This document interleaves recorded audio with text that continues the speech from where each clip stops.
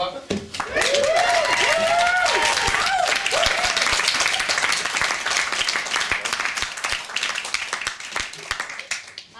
ladies and gentlemen, to DIT's first ever 24-hour production.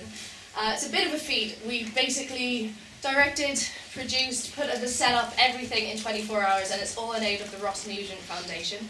So hopefully, if you'll just bear with us, if there are any little slip-ups, just forgive us, it's for charity.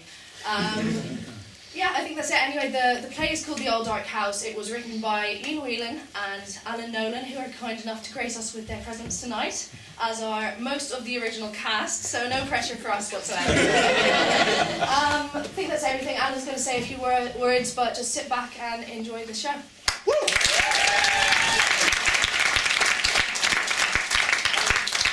Louise has mentioned nearly everything. I just want to note that the fire exits are just out on everyone's left. There's a stairway there and a corridor down the corridor.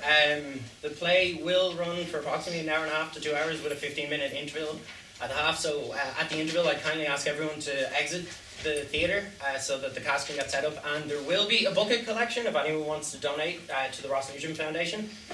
There are some scenes of a violent nature, so we hope everyone's able to withstand the gruesome. Other than that, we hope you enjoy the show.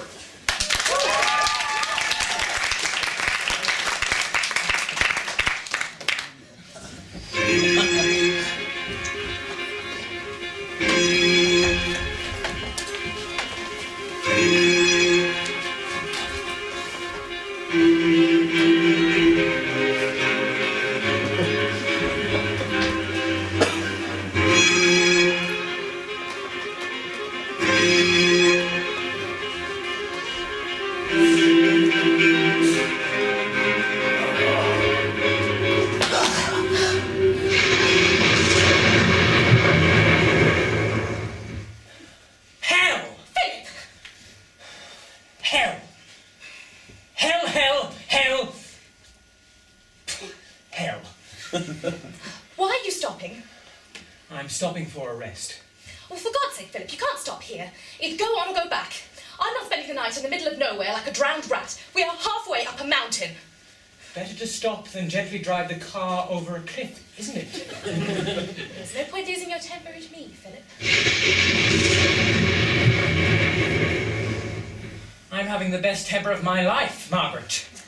I love driving 100 miles through a dark, deserted road, practically without headlights. I love the perpetual trickle of ice-cold water pouring down my neck. Well, this trip wasn't my idea. You can only blame yourself. Well, excuse me for trying to inject a little romance into our petty lives. I assumed you'd enjoy a little excursion. A little excursion? For pity's sake, Philip, we've driven 200 miles in the dark, and now we're in the middle of nowhere in the worst storm I've ever seen in my life. It's hardly a Sunday afternoon picnic, is it? Well, it's not exactly the happiest moment of my life either, if you care to know.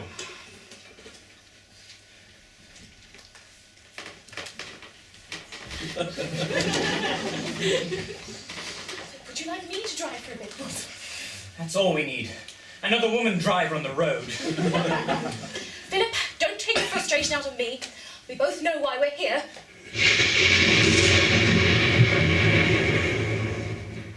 I'm sure I don't know what you mean. Well, it's just every time I bring up a certain subject, we end up hill walking or horseback riding. So, can we not just talk about your little... Margaret, I don't want to discuss it. You know how sensitive I am about it. Philip, can't we just talk about this like adults? Can't we have a plain and frank discussion about your condition?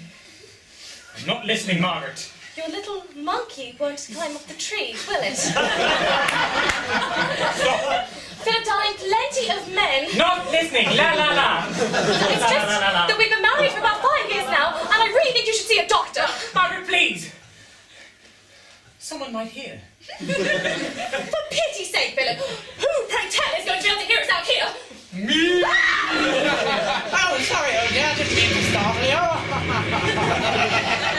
Cousin Pedro, we forgot you were back there. Yes. You certainly gave us a start. Yes, I was just back there sleeping and smoking my pipe, and I was having the most remarkable dream, you see. Absolutely filthy. Pendrell, yes, did you hear any... You didn't hear anything of that there, did you? Oh, not a word, old bean. Not a word. Where the devil are we? We don't know. We seem to be lost. I think we're somewhere in the Welsh mountains. Oh, I see. I say, you say, and we all have to go to Shrewsbury cause Philip couldn't get it on. What I mean to say is, taking one thing for another, I don't think that I want to go to Shrewsbury any longer. Something might happen here, but nothing ever happens in Shrewsbury. Something definitely will happen if he doesn't shut up. Look at that terrible weather we're having. It reminds me of my old days, back in the big one. World War I, you see. Oh, God. Yeah, down in the trenches, up to our necks in feces and wee-wee. Yes, no rest for any of us except with all the exploding gun shells and sporadic firing everywhere. And when the guns fell silent, the only company we had was the agony screaming from our fallen comrades, you see. Out to no man's land. Oh, happy days. Pendrell, wouldn't it be wiser to stay inside the car? Oh, yes, of course. Just once you get me talking about the war, there's no stopping me. Pendrell, will you please shut your bloody... Well, I wouldn't put it so crudely, Margaret. Thank you. No, hold there! Look out!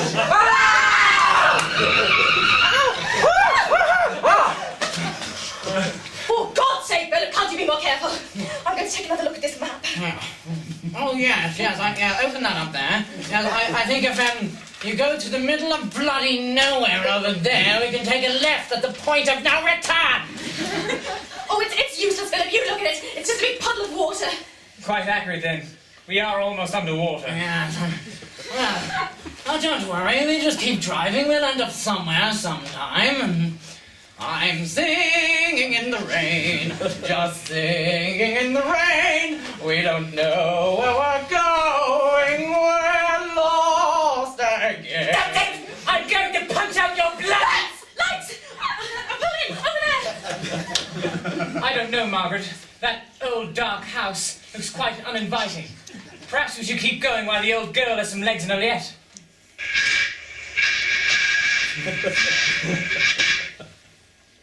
You were saying? Well, that's it, boys. Best feet forward. Right,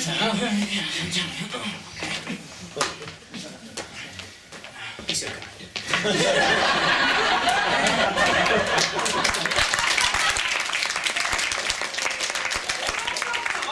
Is there anybody there? Said the traveller with no hair. Be quiet. Oh, I'm sorry. I should try to keep the old pecker up, you know. Knock again, louder. Knock. I think I hear something.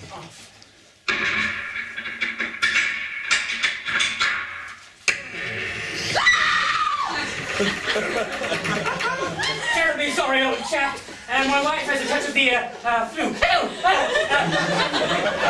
We seem to be a bit lost. I don't know if you could help us. Do you understand? Are you a simpleton? Are you a bit soft in the old noggin? Do you speak English? So we can't possibly go forward and we can't go back. Oh, Philip, I just had the most horrible dream. A hideously deformed, quite possibly the most ugly creature I'd ever seen in my life. She obviously met another hideously deformed man. And next door. Have you seen him? My gosh, what a freak.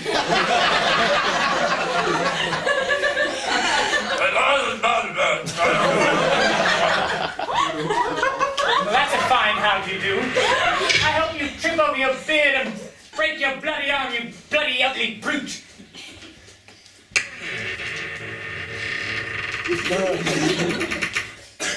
Righto. I'll shut up.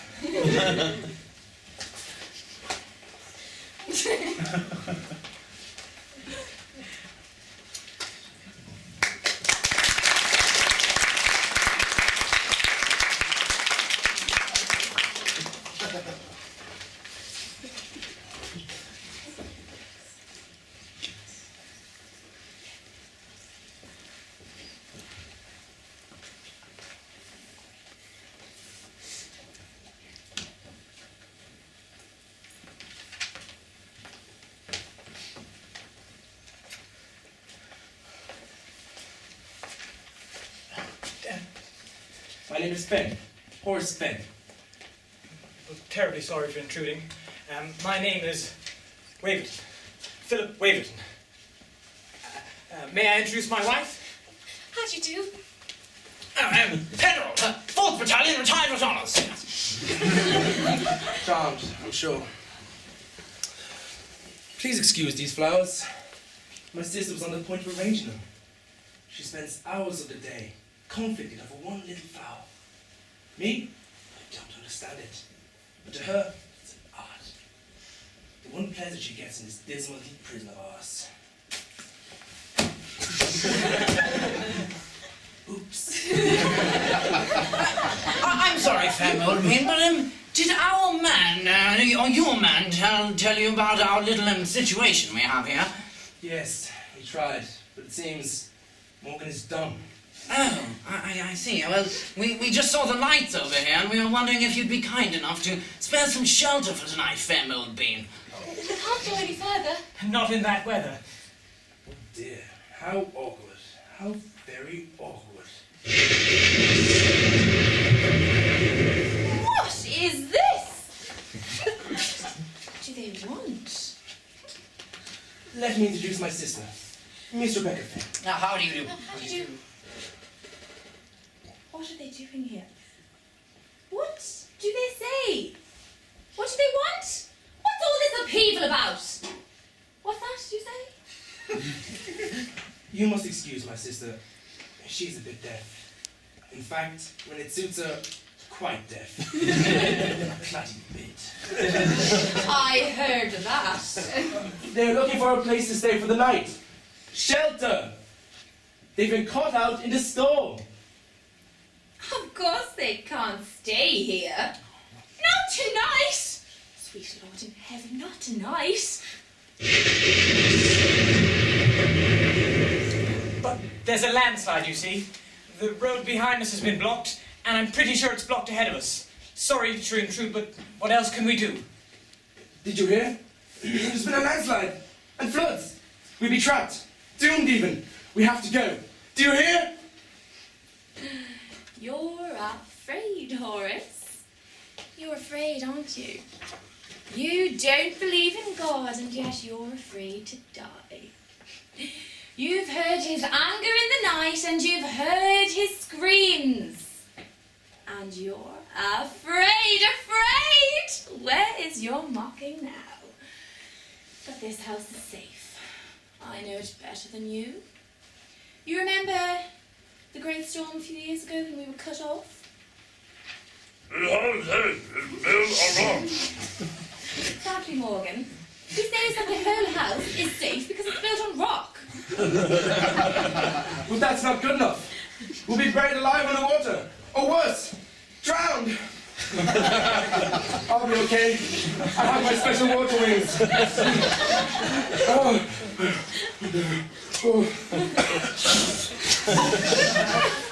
Avert your eyes. I can see you accompanying my salvation.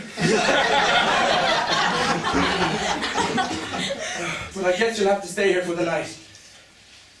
But it's your misfortune, not ours. No beds! They can't have beds. As my sister so delicately puts it, there are in fact no beds. Dearest Rebecca believes that beds lead to the sins of the flesh. And who am I to argue with her?